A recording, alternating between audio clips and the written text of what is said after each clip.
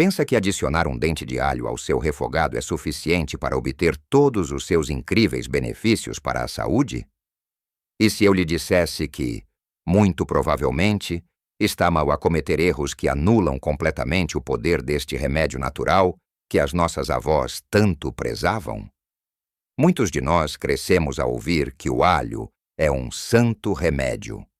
Colocamo-lo no bacalhau, nas sopas, nos assados, acreditando que estamos a fazer um grande favor ao nosso coração e às nossas defesas.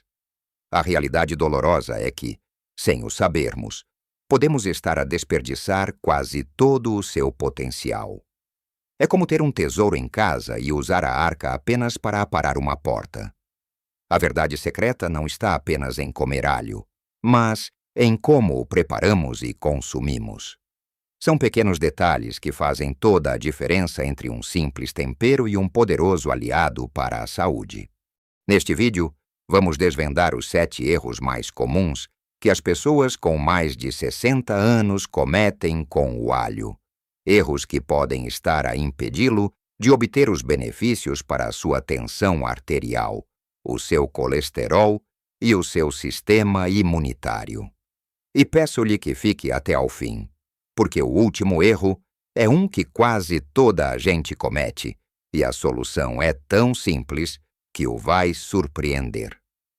Vamos então mergulhar de cabeça no primeiro erro, que acontece logo nos primeiros segundos da preparação. É algo que fazemos quase por instinto na cozinha. Refiro-me a cozinhar o alho imediatamente, depois de o picar ou esmagar. Imagine a cena, que é tão familiar para todos nós. Está a preparar um delicioso refogado para um arroz de marisco ou um estufado de carne.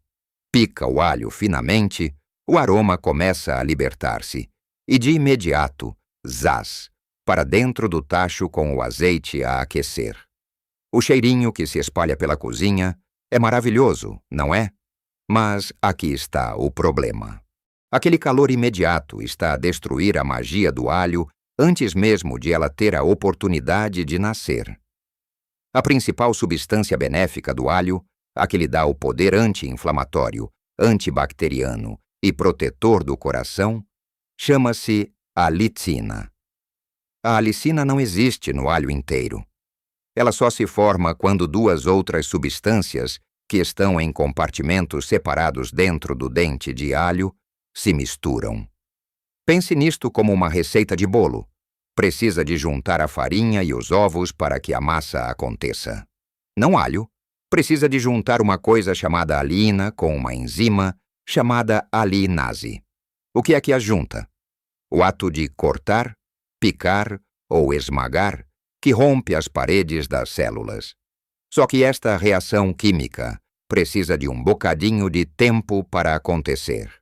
Se atirar o alho picado para o azeite quente de imediato, o calor desativa a enzima alinase, travando a produção de alicina. É como tentar fazer o bolo, mas pôr os ovos a cozer antes de os misturar com a farinha. A solução é de uma simplicidade desarmante. Depois de picar, fatiar ou esmagar o seu alho, deixe-o simplesmente a descansar na tábua de corte por 10 a 15 minutos. Só isso. Dê-lhe esse tempo para respirar, para que a reação química aconteça.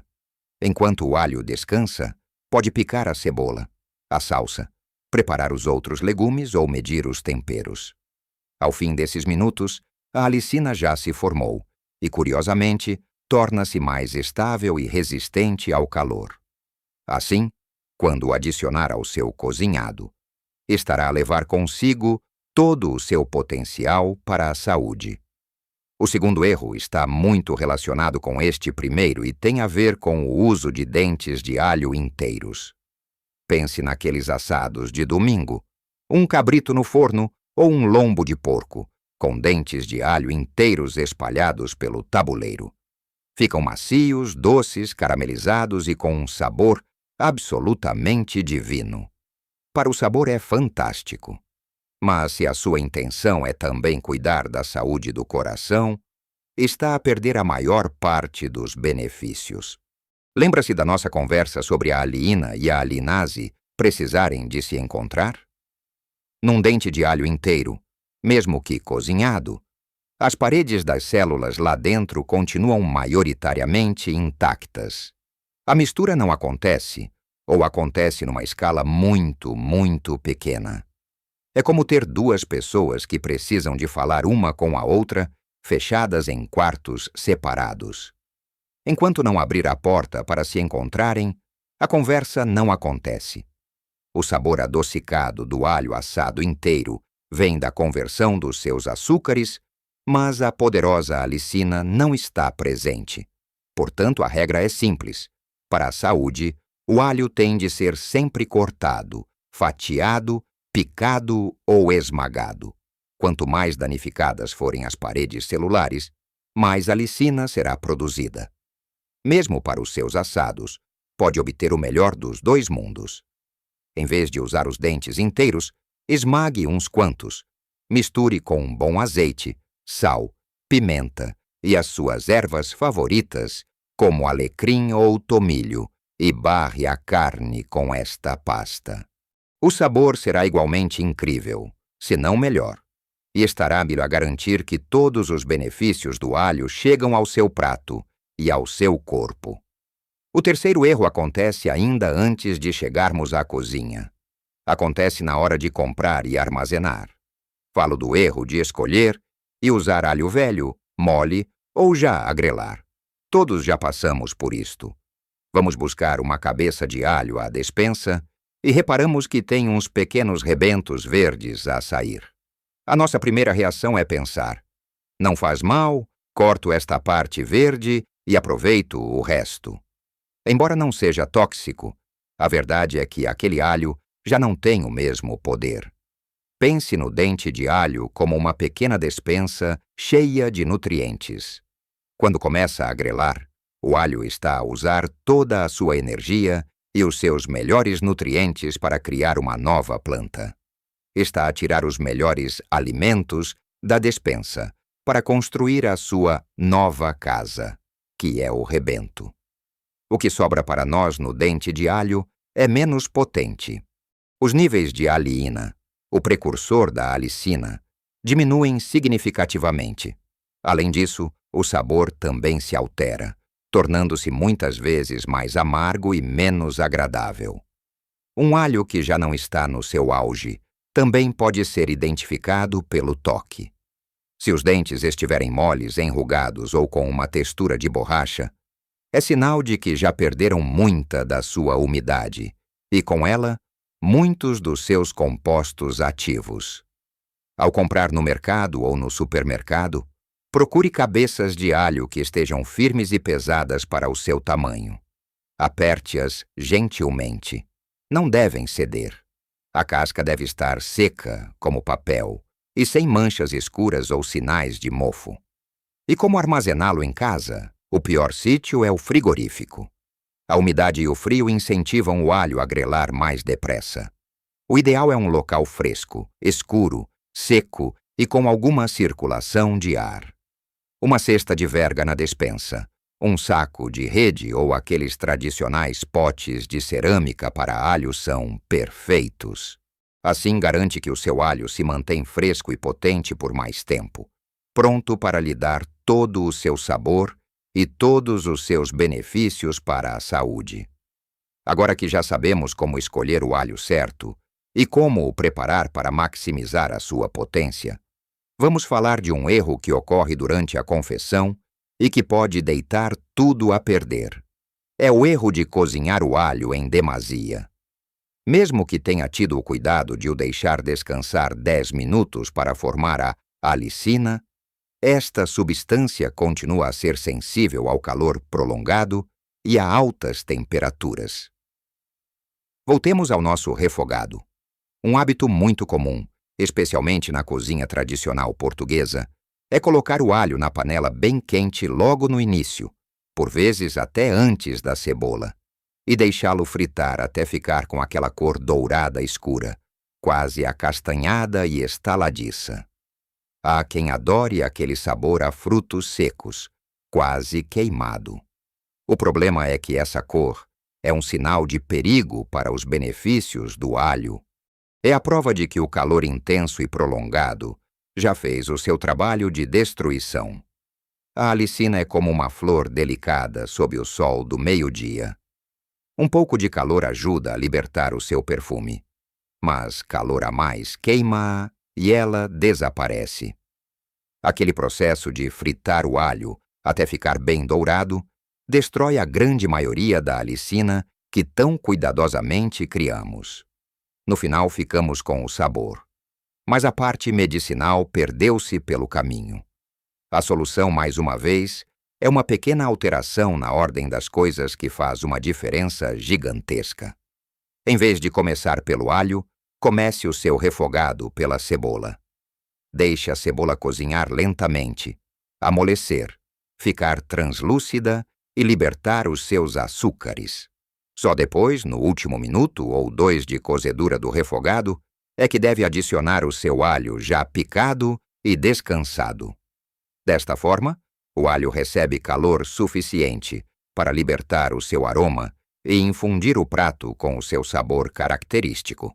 Mas não fica tempo suficiente para que a alicina seja destruída. O alho fica cozinhado, mas não frito até a exaustão. Para sopas e guisados há outra técnica fantástica. Pode preparar o seu prato normalmente e, só no final, depois de desligar o lume, misturar um pouco de alho finamente picado ou esmagado.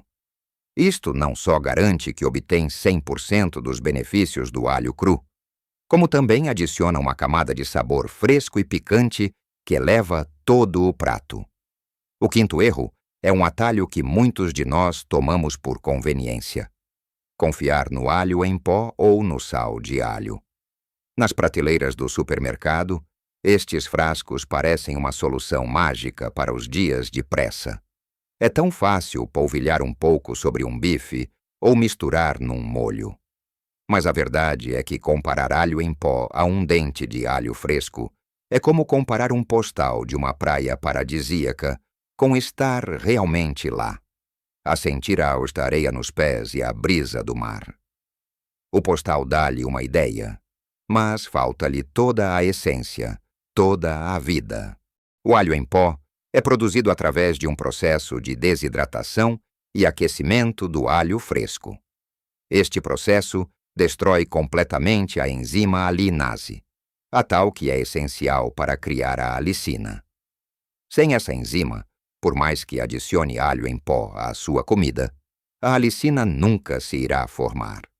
O que obtém é apenas o sabor, o fantasma do alho, mas sem o seu poder vital. É um tempero, não um alimento funcional. E o sal de alho é ainda pior. Não só sofre do mesmo problema de falta de alicina, como ainda lhe adiciona um ingrediente que a maioria de nós, especialmente depois dos 60, precisa de controlar com muito cuidado: o sódio. O consumo excessivo de sódio é um dos grandes inimigos da tensão arterial saudável. Ao usar sal de alho, pode estar, sem querer, a anular os potenciais benefícios para a tensão que o alho fresco lhe poderia dar. A solução é fazer um pequeno pacto consigo mesmo: usar sempre que possível alho fresco. Pode demorar mais 1 minuto a descascar e picar um dente de alho, mas a recompensa em termos de sabor e, mais importante, de saúde, é imensurável. Se a tarefa de descascar alho lhe parece fastidiosa ou difícil por causa de alguma artrite nas mãos, experimente este truque simples. Coloque o dente de alho numa tábua, pouse a parte larga da lâmina de uma faca de chefe por cima e dê uma pancada seca e firme com a palma da mão. A casca vai estalar e soltar-se quase por magia. Nos supermercados já é possível encontrar dentes de alho frescos já descascados, o que pode ser uma boa ajuda. Apenas verifique se estão firmes e sem manchas. Lembre-se, na cozinha e na saúde, os atalhos raramente nos levam ao melhor destino. Já falamos sobre como escolher, preparar e cozinhar o alho. Mas há outra faceta desta história que nos leva para fora da cozinha e para dentro da farmácia ou da loja de produtos naturais. E é aqui que reside o sexto erro: acreditar que os suplementos de alho são exatamente a mesma coisa que o alho fresco. Quando passeamos pelos corredores, vemos as prateleiras cheias de opções: extrato de alho, alho envelhecido, cápsulas de alho sem cheiro. As promessas são aliciantes. Todos os benefícios do alho sem o hálito característico e sem o trabalho de o preparar. Parece a solução perfeita, certo? Mas a questão é muito mais complexa. É um pouco como receber uma carta de amor que foi traduzida por outra pessoa.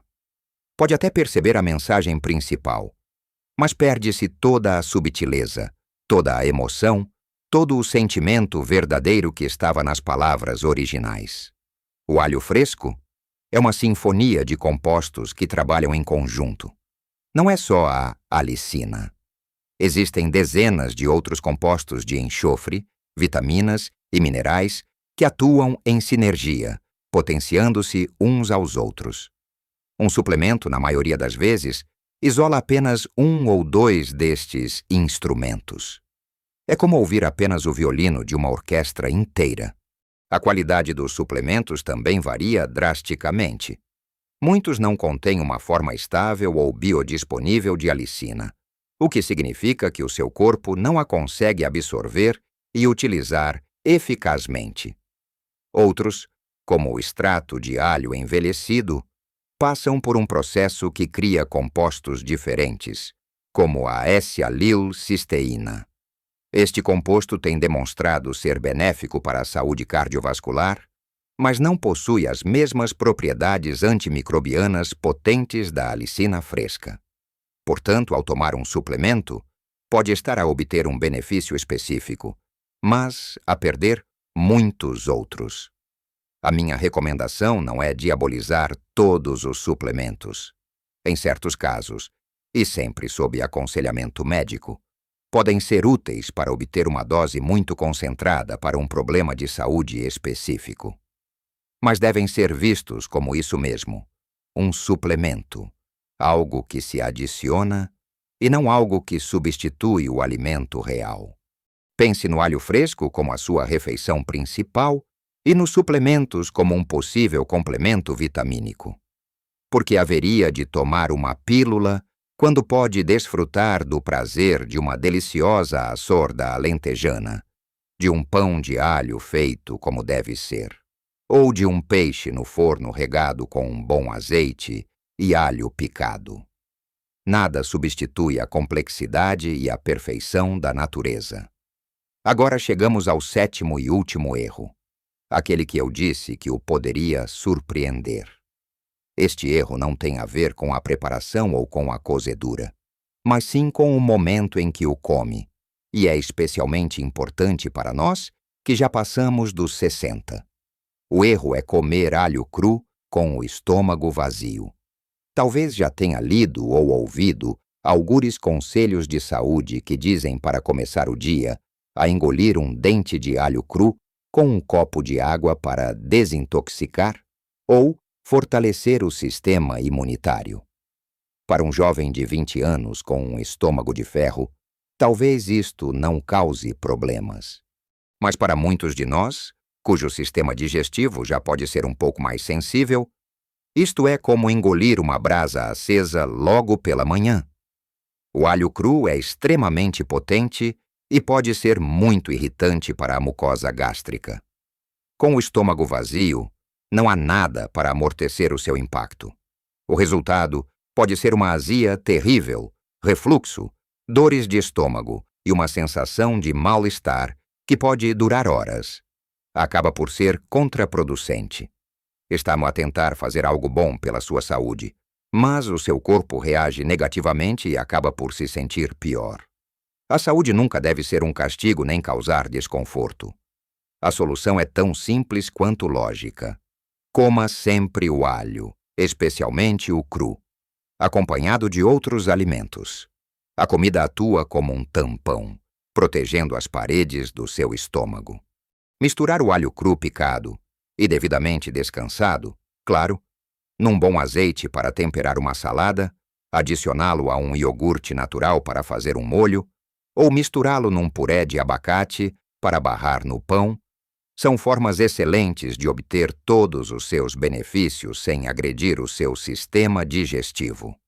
O exemplo perfeito da nossa cultura é a já mencionada assorda.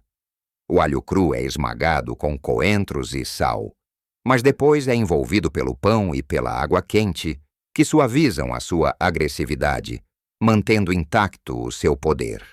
A regra de ouro é ouvir o seu corpo. Ele é o seu melhor guia.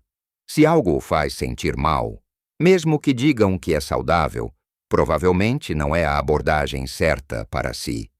Então, como pode ver, o segredo para aproveitar todo o poder do alho não está em comer quantidades enormes, mas sim em fazer pequenos ajustes inteligentes na forma como o usamos. Não é preciso transformar a sua cozinha ou as suas receitas de uma vida inteira. Trata-se apenas de incorporar esta sabedoria.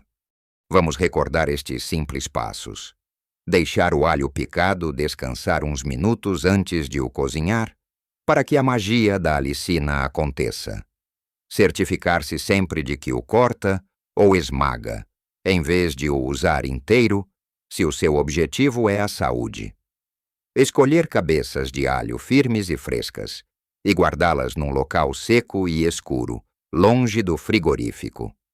Adicionar o alho aos seus refogados mais para o final do que para o início, para protegê-lo do calor excessivo.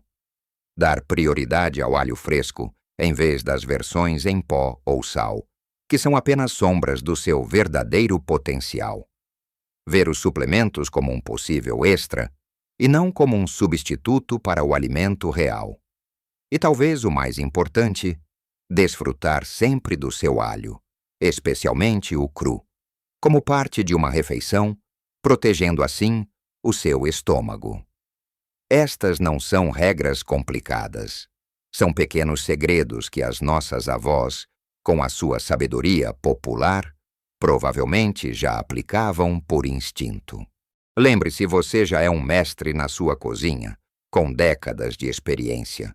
Isto não se trata de deitar fora o que sabe, mas de enriquecer o seu conhecimento com novas ferramentas para cuidar ainda melhor de si. Cada pequena mudança que faz é um investimento na sua saúde, na sua energia e no seu bem-estar. É um ato de amor próprio. E agora eu gostava muito de ouvir a sua opinião. Qual é a sua forma preferida de usar alho na cozinha portuguesa? Algum destes erros o surpreendeu? Partilhe as suas histórias, as suas dicas e as suas receitas favoritas com alho nos comentários abaixo. Este espaço é nosso, uma comunidade para aprendermos uns com os outros. Se achou este vídeo útil e aprendeu algo novo, por favor deixe um gosto. Esse simples clique ajuda o nosso canal a chegar a mais pessoas que podem beneficiar desta informação. E, claro, se ainda não o fez, subscreva o canal e ative o sininho para não perder os nossos próximos vídeos, onde continuaremos a explorar os segredos simples da natureza para uma vida longa e saudável. Muito obrigado por ter estado comigo. Mantenha-se saudável, curioso e continue a viver a sua melhor vida em qualquer idade. Até a próxima!